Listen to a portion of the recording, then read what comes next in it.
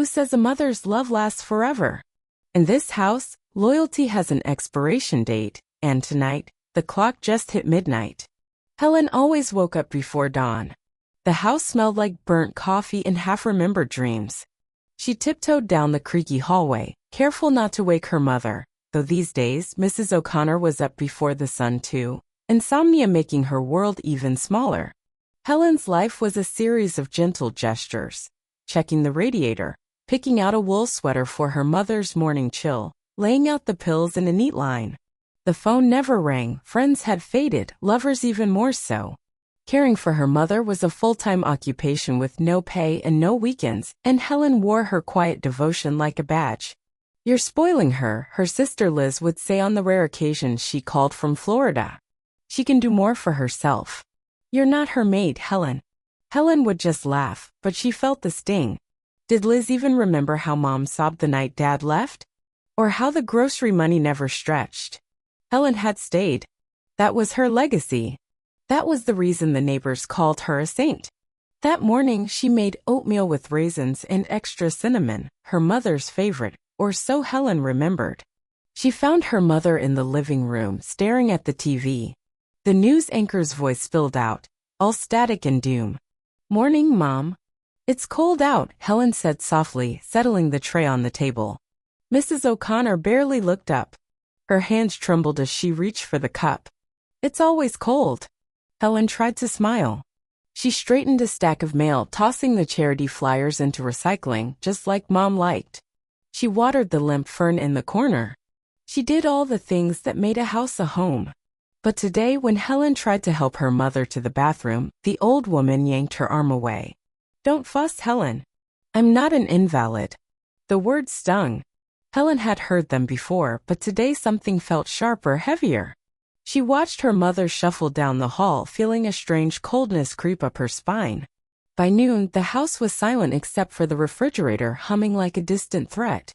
Helen sat by the window, her hands wrapped around a mug of tea gone lukewarm, thinking about the job she'd turned down last week, the friend she hadn't called in months, the life she'd put on hold indefinitely. She heard her mother's cane thud against the floorboards. The old woman's voice was low and oddly firm. "Helen, we need to talk." She braced herself, heart pounding. "What is it, Mom?" The old woman looked at her with a strange mixture of fear and defiance. "I think you should leave. Go live your own life. I don't need you anymore." For a second, the room spun. Helen waited for the punchline, the gentle laugh, the "I'm only kidding, you goose." But the punchline never came. What happened next changed everything. You don't want to miss how this unfolds. Ever been tossed aside by the one person you can't say no to? Wait until you see what Helen did next. Helen's hands wouldn't stop shaking. Her mother's words echoed, bouncing off the faded wallpaper. "I don't need you anymore." She stood in the hallway, rooted to the spot. Mrs. O'Connor stared back, eyes watery, jaw set. For the first time, Helen noticed how small her mother had become, shriveled by time and bitterness. "I'm sorry, what?" Helen finally managed, her voice cracked and thin. Mrs. O'Connor looked away, fiddling with the hem of her cardigan. "You heard me. You need to move out. You're smothering me. I can handle things myself. I've already called Liz. She's arranging for someone to check in on me." Liz. The prodigal daughter who sent postcards instead of phone calls, who'd never changed a single light bulb in this house. Suddenly, she was the solution? Helen felt the ground slip beneath her. Years of sacrifice crumbled into dust. She wanted to scream, to demand gratitude, to shake her mother by the shoulders and force her to see everything Helen had done. But she didn't. She just stood there, chest tight, face burning. "What did I do wrong?" she whispered. Mrs. O'Connor shook her head. "Nothing, Helen. I want to be alone." It was almost laughable. Alone? In this maze of a house full of creaks and drafts and dangerous stairs? Helen pictured her mother falling helpless with no one to call. But the words hung there heavy as lead. "I don't need you." Helen packed a small bag, not really believing she'd leave. The suitcase looked ridiculous on the old quilt. She hadn't used it since her last failed attempt at freedom. The house seemed to shrink as she moved from room to room, pausing at old photographs, fingering the worn edges of her father's armchair, memorizing the lines of her own prison. By evening, Liz arrived, all perfume and efficiency, hugging Helen with a stiffness that bordered on insult. "I'll take it from here," Liz said, almost gleeful. "Go get some rest. Travel. Meet someone. Live a little." Helen looked at her mother one last time, hoping for something, a sign, a word, even a hint of regret. But Mrs. O'Connor only looked away. Helen stepped out into the night, suitcase in hand, her heart in pieces. She'd always imagined freedom would feel like sunlight. Instead, it felt like exile. This is the climax. Everything you've been waiting for is right here. Stay to see how the heroine puts everyone in their place. You think you know what's coming next? Think again. Sometimes the deepest betrayals come with a smile. The city looked different when you were homeless by choice. Helen drifted from friends' couches to budget motels, her world suddenly vast and unfamiliar. She tried to enjoy her new freedom, ordering takeout, watching TV until midnight, sleeping in past dawn, but the taste was bittersweet. The silence was deafening. No more footsteps overhead. No more pills to count, no more guilt to swallow with her morning coffee. But as days bled into weeks, Helen felt herself unraveling. She missed her routines, missed even the petty annoyances, the constant worrying. She found herself dialing her mother's number and hanging up, scared to hear Liz's voice or, worse, her mother's. One afternoon, Liz called. "You left Mom's insurance paperwork a mess, Helen. And she fell in the bathroom yesterday. Where did you keep the emergency contacts?" Helen's stomach twisted. "Is she okay?" "She's fine. I hired a nurse. But Mom keeps asking for you." "Not me. You." Helen felt something snap. "She told me to leave, Liz. She said she didn't need me." Liz was silent. For a moment, Helen could hear her own breath, harsh and hot. "Maybe she didn't mean it," Liz finally said, her voice cold. "You always take everything so personally." Helen hung up and stared at the wall. The familiar guilt rose again, but this time she swallowed it whole. That night, Helen wrote a letter. She listed every sacrifice, every thankless year, every moment she'd chosen her mother over herself. She sealed it, addressed it to the house she no longer called home, and dropped it in the mailbox. Days passed. Then, one morning, a letter arrived at Helen's motel. The handwriting was shaky, the return address familiar. She tore it open, hands trembling. Inside was a single sentence. "You were always enough, I just didn't know how to say it. Now it all seems clear, but the real truth is still ahead. You won't want to miss the end of this story. Can forgiveness heal wounds that never fully closed? Or do some scars last a lifetime?" Helen sat on the motel bed, letter in hand, her world quietly shifting. For the first time in years, she let herself cry, not from anger, but from relief, grief, gratitude all tangled up. She called her mother. The phone rang 6 times. Liz picked up, sounding tired. "Mom wants to talk to you," she said, no sarcasm for once.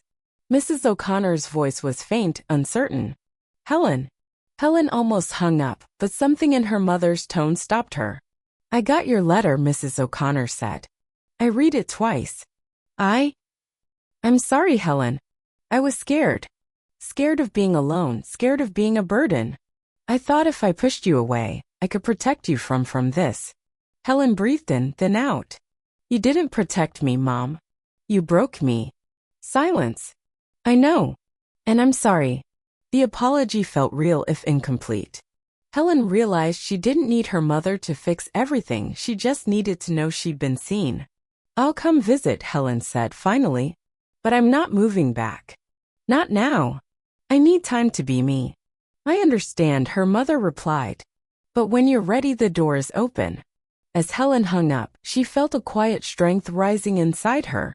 She wasn't just a daughter, or a caretaker, or a sacrifice.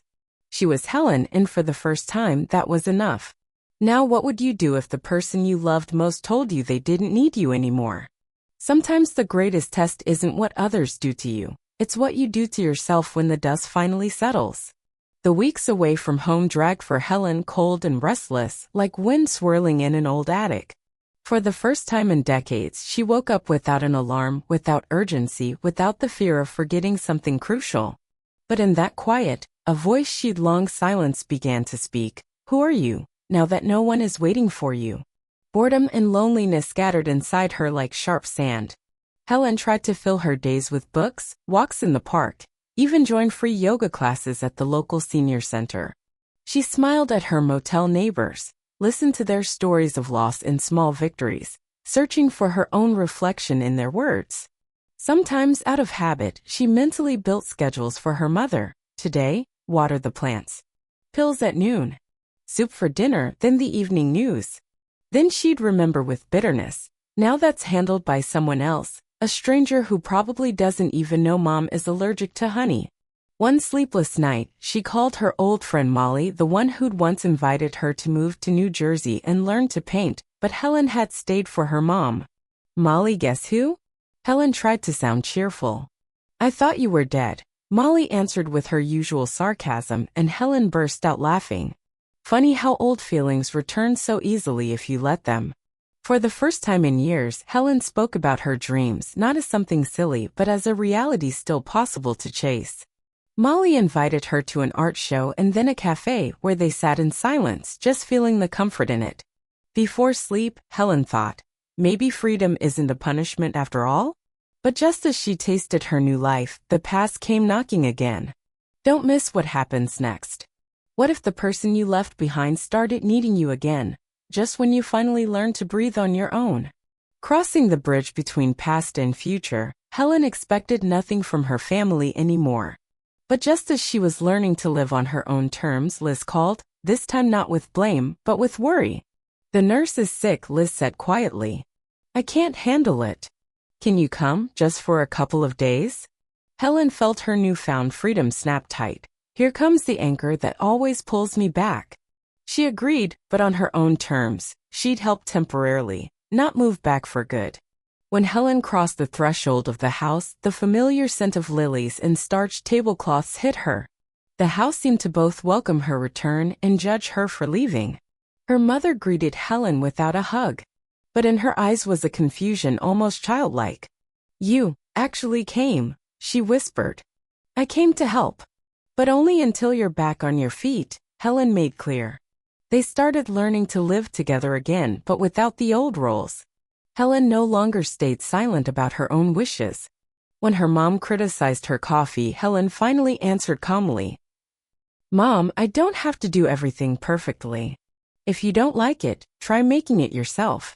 For the first time, her mother was taken aback, and a new kind of silence settled between them, a silence with room for respect. Just as their relationship began to heal, something happened that turned everything upside down again. What if the biggest secret was never about you at all? Sometimes the things we don't know are the ones that break us. One day, while sorting through old paperwork for the nurse, Helen found a sealed letter. On the envelope, a handwriting she recognized as her father's, addressed to her mother, dated 20 years ago. Curiosity outweighed caution. Helen opened the envelope and read, Mary, I'm leaving not because I love someone else, but because you won't let us live. You won't let me be a father to our girls. Please don't hold them hostage with your love.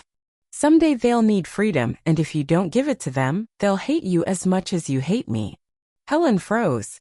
There it was, the reason for all those years of control, resentment, accusations, and fights. All along, her mother hadn't known how to love any other way but through fear of loss.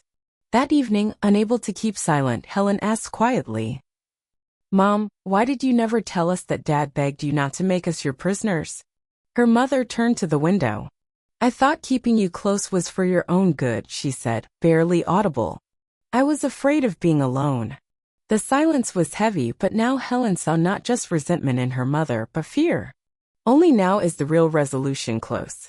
Don't miss how this story ends. Is it possible to forgive someone for stealing your freedom when they did it out of love? After the conversation about her father, tension in the house grew almost physical. Her mother avoided Helen's gaze, and Helen drifted through the house like a ghost, but for the first time, she no longer blamed herself for her own life. She realized the chains had bound not only her, they had trapped her mother too.